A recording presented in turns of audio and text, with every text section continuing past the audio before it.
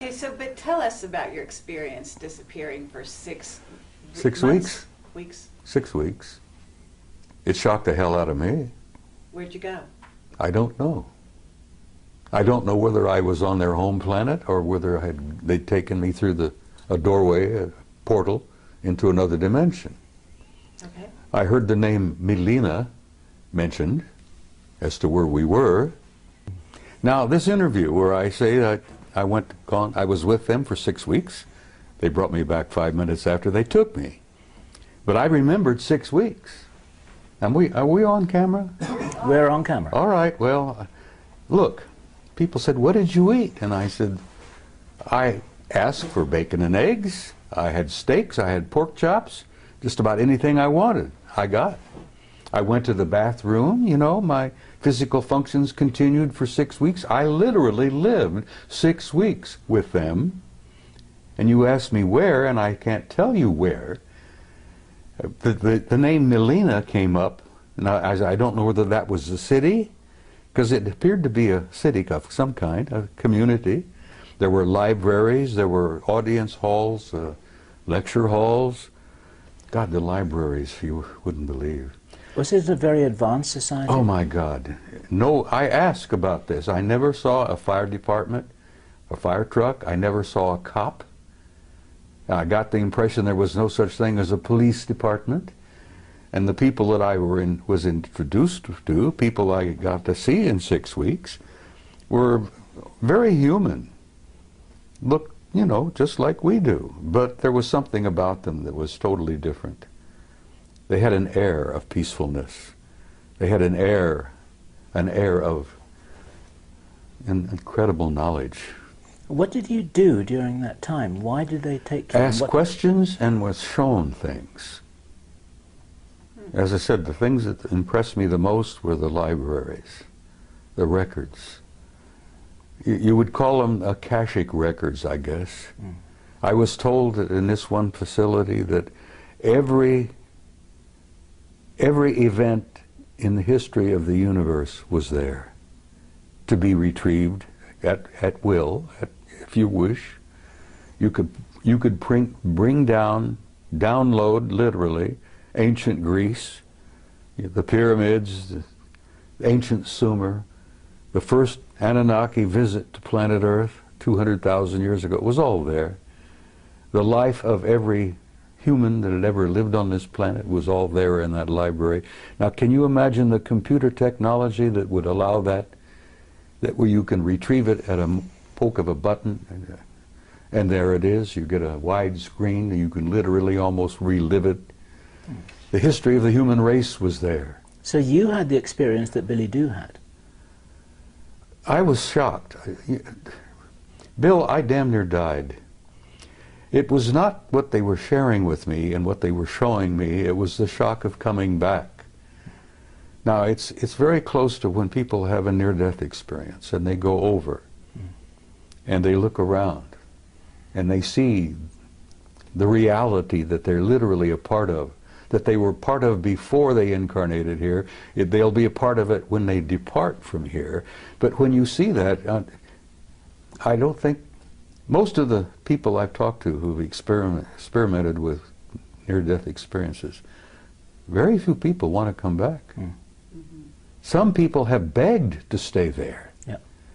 Now, the shock is coming back and comparing what I had seen with what I've got here. Yep. Now, I've got a body that's beginning to fall apart on me. It's not a lot of fun. It's painful.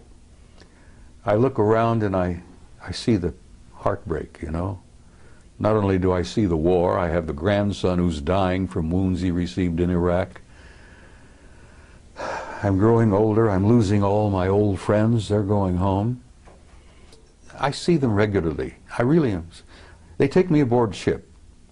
I've been on board their ships many, many times. You know, I get an evaluation, I think I get a kind of a healing. Okay, do you want to describe the beings you're talking about? Well, aside from the medical guys that look me over and work on me on the ships, which are extremely tall and very thin, they're well over 6 feet. 6'5", maybe 7 feet. very thin, very trim. They're not emaciated. I mean, they look very healthy, but aside from that, they look human. I've never gotten used to the way they look at you. That really is disturbing. And if you ever encounter one, and you may have, very likely you have, the way they look at you is disconcerting, because they have a way of looking at you deeply into your eyes, and they lock onto your eyes, and they don't break away. Now, we humans don't do this, because we humans have a tradition where we look into each other's eyes, and after a moment or two, it becomes somewhat threatening. Yep. You see? So we human tradition is, don't look into someone's eyes because you're a threat.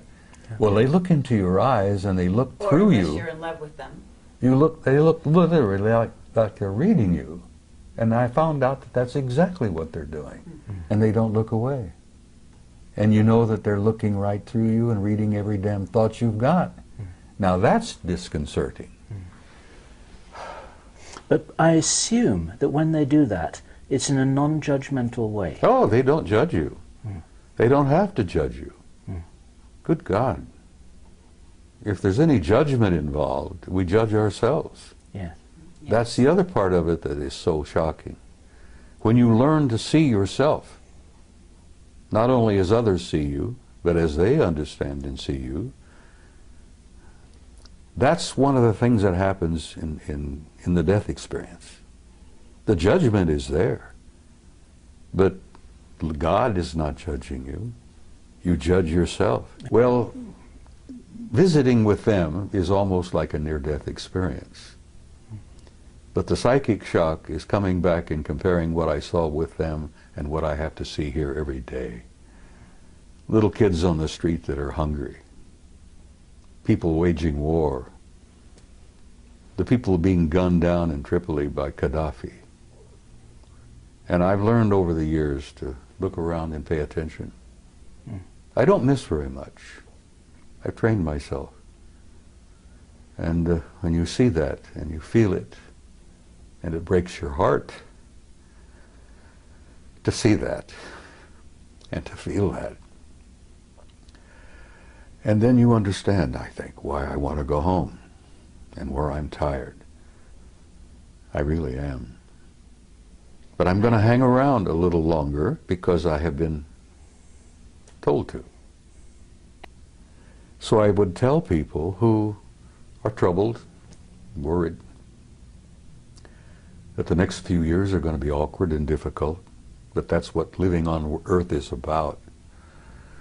But there is a future for the human species. The race is going to make this transition, and at the other end of this, it's going to be glorious. The human race is not a mistake, it's not an accident, and there is a purpose and there is a meaning in life, and there is a future. And don't be afraid.